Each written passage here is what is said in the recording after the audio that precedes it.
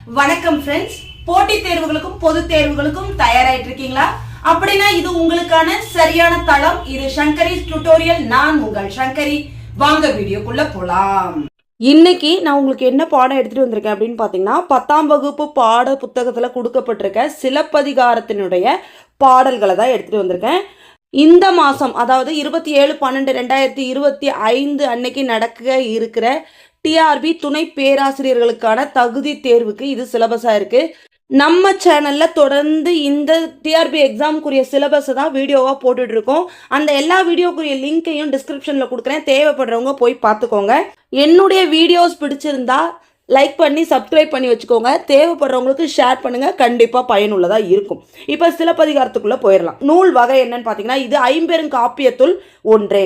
அடுத்து இதனுடைய சிறப்பு பெயர்கள் என்னலாம் அப்படின்னு பார்த்தீங்கன்னா, முத்தமிழ் காப்பியம், குடிமக்கள் காப்பியம். இதை நம்ம ஏன் தெரிஞ்சு வச்சுருக்கணும் அப்படின்னு பார்த்தீங்கன்னா, முத்தமிழ் காப்பியம் என அழைக்கப்படுவது எது அப்படின்னு கேள்வி கேட்கலாம். இல்லைனா சிலப்பதிகாரத்தின் வேறு பெயர்கள் அப்படின்னு கேட்கலாம். ஸோ இது நமக்கு தெரிஞ்சிருக்கணும். சிலப்பதிகாரமும் மணிமேகலையும் இரட்டை காப்பியங்கள் அப்படின்னு அழைக்கப்படுது. ஏன்னா சிலப்பதிகாரத்தினுடைய கதை தொடர்ச்சி மாதிரி தான் மணிமேகலை இருக்கும். அதனால் இந்த கதைகள் என்ன சொல்கிறாங்க, இந்த இரண்டு இலக்கியங்களையும் இரட்டை காப்பியங்கள் அப்படின்னு சொல்கிறாங்க.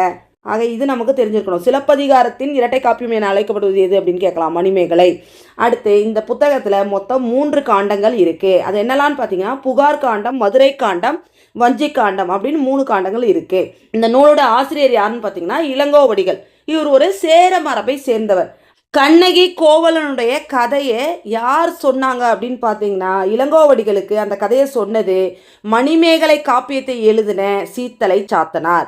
அவர் கோவலன் கண்ணகியுடைய கதையை என்ன பண்ணியிருக்காரு, இளங்கோவடிகள் கிட்ட சொல்லி அடிகள் நீரே அருளுக, அதாவது பாட்டா நீங்களே எழுதுங்க அப்படின்னு சொல்லியிருக்காரு. அதை கேட்டு தான் இளங்கோவடிகள் சிலப்பதிகாரத்தை எழுதியிருக்காரு. இப்போ இந்த பாடப்பகுதியில் நமக்கு என்ன கொடுத்துருக்காங்க அப்படின்னு பார்த்தீங்கன்னா, மருவூர் பாக்கம், அதாவது புகார் நகரத்தில் இருக்கக்கூடிய மருவூர் பாக்கம் அப்படிங்கிற ஊரில் ஒரு சந்தை இருக்குது. சந்தைன்னு உங்களுக்கு என்னன்னு தெரியும், மார்க்கெட் பிளேஸ் இருக்குது.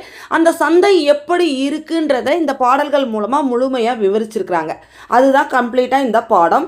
சந்தைன்றது அந்த காலத்திலே எந்த அளவுக்கு அழகாக டெவலப் ஆகி நல்லா வியாபாரம் எப்படி செழித்து இருந்தது அப்படிங்கிறத இந்த பாடல்கள் மூலமாக நம்மளால் தெரிஞ்சுக்க முடியும். பாட்டுக்குள்ளே போயிடலாம்.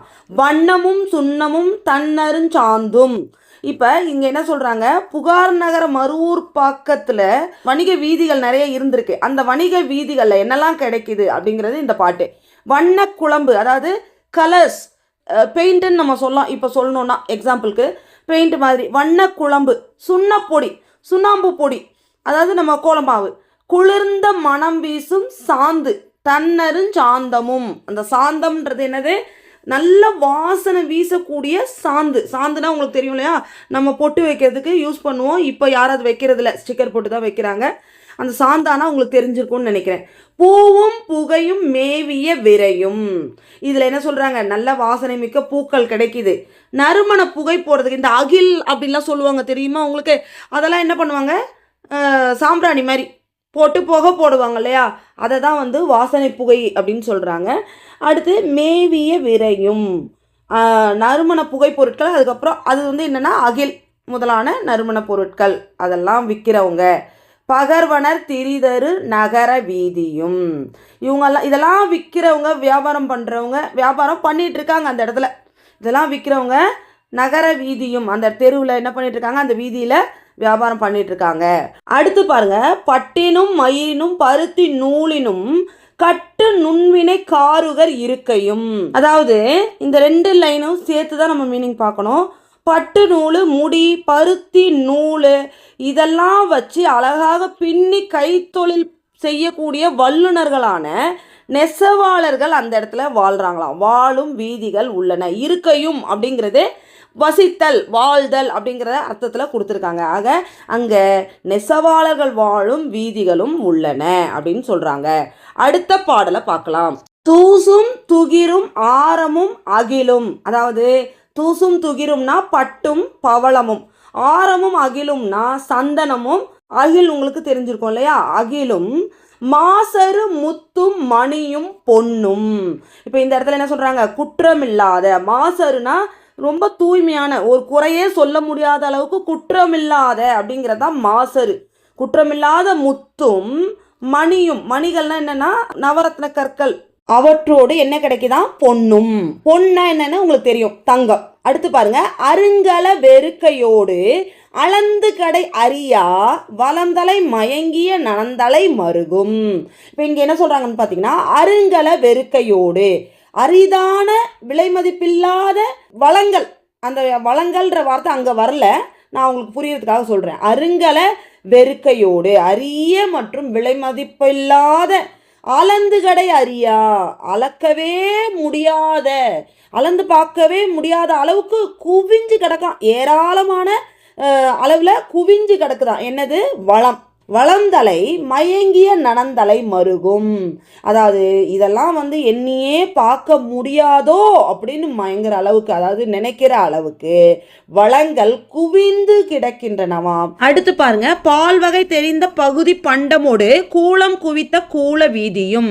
அதாவது நிறைய வகையான பண்டங்கள் கிடைக்குது, இந்த இடத்துல 8 வகையான தானியங்கள் கிடைக்குது. இது எல்லாமே குவிந்து கிடக்கக்கூடிய கூல வீதி, அதாவது கூலக்கடைகள்னா, கூலக்கடைனா தானியங்கள் விற்கக்கூடிய கடைகள், அங்கே தானியங்கள் குவிந்து கிடக்கக்கூடிய வீதிகளும் உள்ளன அப்படின்னு சொல்கிறாங்க. இந்த பகுதி பார்த்தீங்கன்னா மனப்பாட செய்யுள் 10ஆம் வகுப்பு தனித்தேர்வர்கள் இதை முழுமையாக படித்து வச்சுக்கோங்க. இப்போ இந்த பாட்டில் பாருங்க என்னென்ன வியாபாரிகள்லாம் இருக்காங்கன்னு தான் சொல்கிறாங்க. காளியர், காளியர்னா மரூர் பாக்க தெருக்கல்ல புட்டுன்னு சொல்லுவோம் இல்லையா, பிட்டு வியாபாரம் பண்ணுறவங்க இருக்காங்க. கூவியர், அப்பம் சுட்டு விற்கிறவங்க இருக்கிறாங்க. கல் நொடை ஆட்டியர், அதாவது கல் விற்பவர்கள், இவங்கள வளைச்சியர்னு சொல்லுவாங்க. கல் விற்கிறவங்க இருக்கிறாங்க. மீன் விலை பரதவர், மீன் விற்கும் பரதவர்கள் அப்படின்னு சொல்கிறாங்க. இது எல்லாமே எதை பற்றி சொல்லுதுன்னா, வியாபாரம், அவங்க செய்கிற வியாபாரத்தை வச்சு அவங்களுக்கு பெயர், அதாவது மீன் விற்கிறவங்க, பால் விற்கிறவங்க அப்படி சொல்லுவோம் இல்லையா, அதுக்கு தனித்தனி வார்த்தைகள் அந்த காலத்தில் இருந்திருக்கு, அதை தான் குறிப்பிடுறாங்க.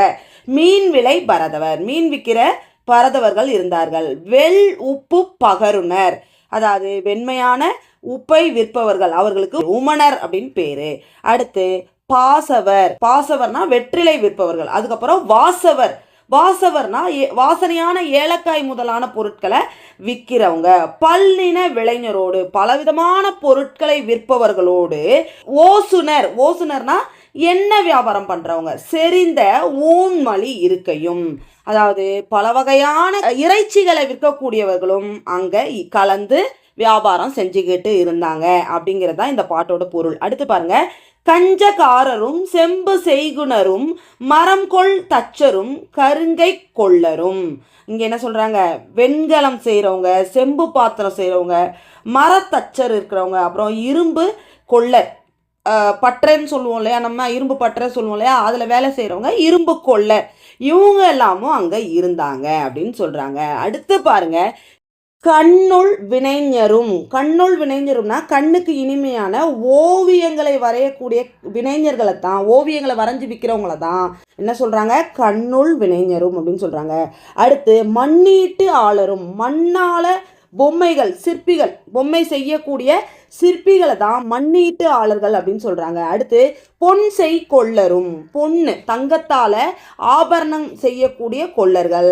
நன்களம் தருணரும், அதாவது ரத்தின கற்களால் வேலைப்பாடுகள் கொண்ட ஆபரணங்களை செய்யக்கூடியவங்க அப்படின்னு சொல்கிறாங்க. துன்னகாரரும், துன்னகாரரும்னா துணி தைக்கிறவங்க, தையல்காரர்களை துன்னகாரரும் அப்படின்னு சொல்கிறாங்க. தோளின் துன்னரும், அதாவது தோல் பொருட்களை வச்சு தைக்கிறவங்க, தோளால் தையல் வேலை செய்கிறவங்க, அவங்கள என்னன்னு சொல்கிறாங்க, தோளின் துன்னரும். அடுத்து பாருங்க, கிழியினும் கிடையினும் தொழில் பல பெருக்கி, அதாவது துணியாலையும் கட்டையாலையும் பொம்மைகளை செய்து அதனால் பல தொழில் வியாபாரம் பண்ணுறவங்களும் அப்படின்றது அந்த இடத்துல. அடுத்து பாட்டு இன்னும் கண்டினியூ ஆகுது. பழுது எல் செய்வினை பால் கெழு மாக்களும், பழுது இல்லாமல், குற்றம் இல்லாமல், குறை இல்லாமல் அப்படின்னு நம்ம சொல்லலாம். பழுது இல்லாமல் பல கைத்தொழில்களை செய்கிற மக்கள் மாக்கள், பால்கெழு மாக்களும், அந்த இடத்துல மக்கள் வாழும் பகுதியாக இருந்தது. குழலிலும் யாழினும் குரல் முதல் 7ம், அதாவது குழல், யாழ், அந்த இசை கருவிகளில் 7 ஸ்வரங்களை இசைத்து பாடினார்களாம். வழுவின்றி இசைத்து வழித்திறம் காட்டும். அது மட்டும் இல்லாமல் அந்த 7 ஸ்வரங்களையும் எந்த ஒரு பிழையும் இல்லாமல் அந்த டியூன்லேருந்து மிஸ் ஆகாமல் அப்படின்னு சொல்லுவோம் இல்லையா, அதை தான் சொல்கிறாங்க. வழுவாமல் இசைத்து பாடுறாங்க. கைக்கிளை உலை எலி விளரி தாரம் இந்த 7 இசைகளை அவங்க என்ன பண்ணுறாங்களாம், குற்றமில்லாமல் பாடுறாங்களாம். சிறு குறும் கைவினை பிறர்வினை யாளரோடு மறு இன்றி விளங்கும் மறுவூர் பாக்கமும். இவங்களோட சேர்ந்து மறுவூர் பாக்க தெருக்கல்ல இன்னும் சின்ன சின்ன கைத்தொழில் செய்கிறவங்க, மற்றவங்களுக்கு ஏவல் வேலை செய்கிறவங்க, அதாவது இப்போ நம்ம என்ன சொல்லுவோம், கூலி வேலை செய்கிறவங்க அப்படின்னு சொல்லுவோம். அந்த மாதிரி ஏவல் வேலைகள் செய்கிறவங்க, அதுக்கப்புறம் இவை அனைத்தும் அந்த இடத்துல குற்றமில்லாமல் சிறப்போடு அமைந்திருந்தது அப்படின்னு சொல்கிறாங்க. அதோட அர்த்தம் என்னன்னா, எந்த தொழிலையும் ஏற்றத்தாழ்வு இல்லை, எல்லோரும் சரிசமமாக அங்கே கூடி இருந்தாங்க, ஒதுக்கலை, யாரும் யாரையும் ஒதுக்கலை, கூடி இருந்தாங்க. அதே மாதிரி யாரும் யாரையும் இழிவுபடுத்தலை, எல்லா தொழில்களுமே சிறந்து விளங்கின. நம்ம வணிகத்தில் எந்த அளவுக்கு சிறந்து விளங்கி இருந்தோம் அப்படிங்கிறது தான் இந்த பாடல்கள் விவரிக்கின்றன. கிட்டத்தட்ட நம்ம இது ஒரு புறப்பாடல், புறப்பொருள் பாடல், அதாவது புற வாழ்க்கையை பற்றி பேசக்கூடிய பாடல்கள். நம்மளுடைய புற வாழ்க்கை அந்த காலத்தில் எப்படி இருந்துச்சுன்னு தெரிஞ்சுக்கிறதுக்கு இந்த சிலப்பதிகார பாடல்கள் ஒரு மிகச்சிறந்த உதாரணமாக இருக்கு. இன்னைக்கு இந்த இடத்துல இந்த பாடத்தை நான் முடிச்சுக்கிறேன். சிலப்பதிகாரம் முடிஞ்சிருச்சு. மீண்டும் இன்னொரு காணொளியில் உங்களை சந்திக்கிறேன். வெற்றி பெற வாழ்த்துக்கள். நான் உங்கள் சங்கரி.